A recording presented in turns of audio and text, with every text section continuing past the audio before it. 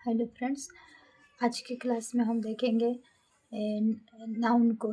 पिछले क्लास में भी हम नाउन ही पढ़े थे संज्ञा, जिसमें हम पांचों भेद को बताए थे। पांचों भेद में कौन कौन सा भेद था?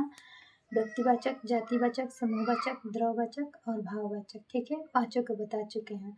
आज हम देखेंगे व्युत्पत्ति के आधार पर संज्ञा के भेद। ठीक है, तो व्युत्पत्ति के आधार पर संज्ञा के कितने भेद होता है? तो 3 होता है। कौन कौन होता है? रूढ़, यौगिक, योग रूढ़। ये रूढ़ संज्ञा, यौगिक संज्ञा, योग रूढ़ संज्ञा ऐसे भी कह सकते हैं। ठीक है, नहीं तो रूढ़, यौगिक, योग रूढ़। ठीक है, इसको याद कैसे रखेंगे? तो देखिए, ये रूढ़ है और ये यौगिक है। ठीक है, नंबर 1 है रूढ़, नंबर 2 है यौगिक, नंबर 3 है क्या? दोनों को मिश्रित कर दिया है। देखिए, दोनों को मिक्सचर कर दिया है। क्या? योग, योग, यौगिक से योग, योग, और ये रूढ़। ठीक है, योग रूढ़। अब समझ में आ रहा है? एक में रूढ़, दूसरा में यौगिक और तीसरा में योग रूढ़, दोनों को कंबाइन कर दिया। ठीक है, इसका योग लिया है, इसका रूढ़ लिया है, योग रूढ़। परिभाषा देख लेते हैं। तो रूढ़ की परिभाषा क्या होगा? तो ऐसी संज्ञाएं जिनके खंड निरर्थक होते हैं। कहने का तात्पर्य क्या हुआ कि ऐसी संज्ञाएं जिनके खंड निरर्थक होते हैं, जैसे आम। आम है, अगर इसको हम खंडित कर रहे हैं तो आ और म। देखिए, आ और म हो रहा है ना, तो आ और म। आम को खंडित किए तो आ और म में खंडित किए, तो देखिए, आ का मतलब कोई निकल रहा है? नहीं ना। म का मतलब कोई निकल रहा है? नहीं ना। तो इसीलिए हम बोल रहे हैं कि रूढ़ किसे कहते हैं? ऐसी संज्ञाएं जिनके खंड निरर्थक होते हैं, जिसको खंड करने पर कोई अर्थ ना निकले, उससे रूढ़ कहेंगे। ठीक है, यौगिक किसको कहेंगे? तो यौगिक किसको कहेंगे? ऐसी संज्ञाएं जिनके खंड सार्थक होते हैं, रूढ़ में सार्थक नहीं होते हैं, यानी खंड करने पर कोई अर्थ नहीं निकलता है। कोई शब्द ले रहे हैं, उसको खंडित कर रहे हैं, उसका कोई अर्थ नहीं निकल रहा है, तो वो रूढ़ हो जाएगा। लेकिन जिसका अर्थ निकले, ऐसी संज्ञाएं जिनके खंडित करने पर उसका अर्थ निकले, वो क्या होता है? यौगिक होता है। जैसे में देखिए, रसोई घर, रसोई और घर। तो रसोई और घर, रसोई घर को रसोई और घर में खंडित किए, तो रसोई का मतलब क्या होता है? खाना बनाना। रसोई यानी खाना बनाना, और घर यानी खाना बनाने वाला घर। दोनों का मतलब समझ में आ रहा है? रसोई घर यानी रसोई और घर, इसका खंड सार्थक हुआ। योग रूढ़ में क्या होता है? योग रूढ़ की परिभाषा हो जाएगा, ऐसी संज्ञाएं जिनके खंड सार्थक हो, परंतु जिनका अर्थ खंड शब्दों से निकलने वाले अर्थ से क्या हो? भिन्न हो। कहने का तात्पर्य क्या हुआ कि ऐसी संज्ञाएं जिनके खंड तो सार्थक है। ठीक है, तो खंड सार्थक है, तो देखिए, यौगिक को ले रहे हैं, जिसका खंड सार्थक है ये यौगिक हुआ, परंतु जिनका अर्थ खंड शब्दों से निकलने वाले अर्थ से क्या है?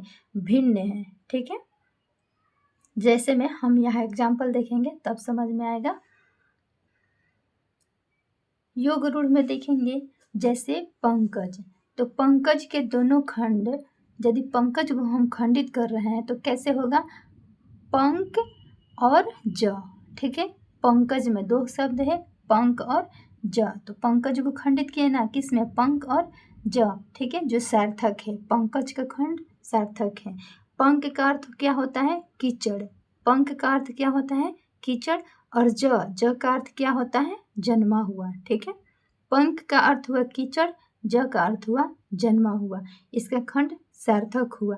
लेकिन क्या बता रहे हैं कि जो खंड सार्थक हो, खंड तो सार्थक है, लेकिन जो ये शब्द है पंकज, तो पंकज का जो अर्थ है इससे भिन्न होगा। कहने का यह अर्थ ये हुआ कि देखिए, पंक का अर्थ हुआ कीचड़, ज का अर्थ हुआ जन्मा हुआ, परंतु पंकज का अर्थ होगा कमल, न कि कीचड़ से जन्मा हुआ।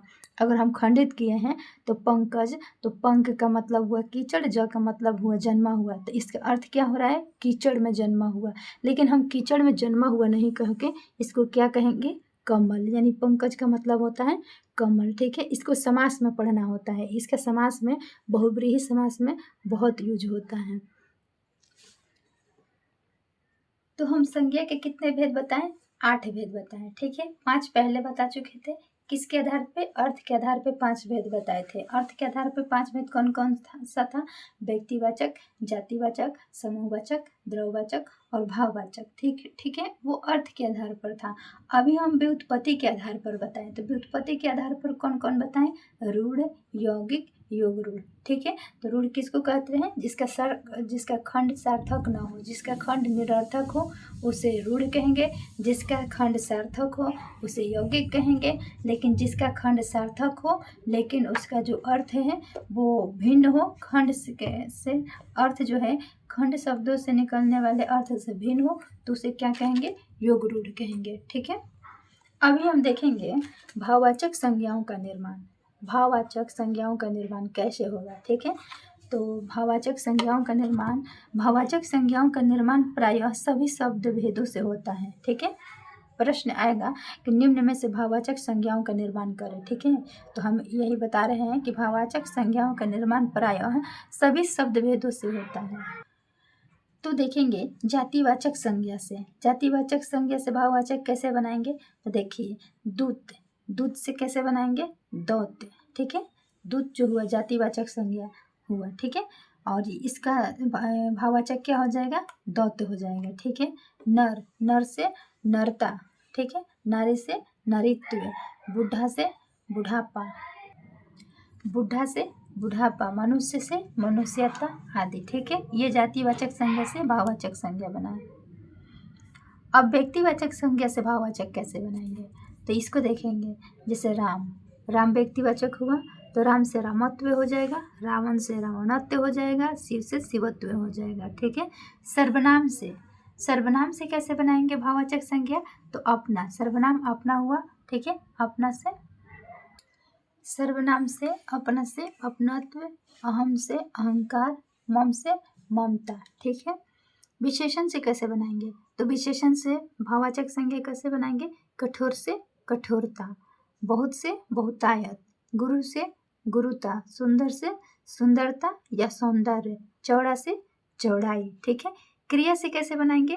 तो क्रिया से बनाएंगे खेलना यानी खेल, दिखना यानी दिखावा, पढ़ना पढ़ाई, बचाना बचत, बुझना बुझौल, मिलना मिलाप। ठीक है, अवयव से कैसे बनाएंगे? तो अवयव से बनाएंगे समीप हुआ, समीप के समीप पे, दूर के दूरी।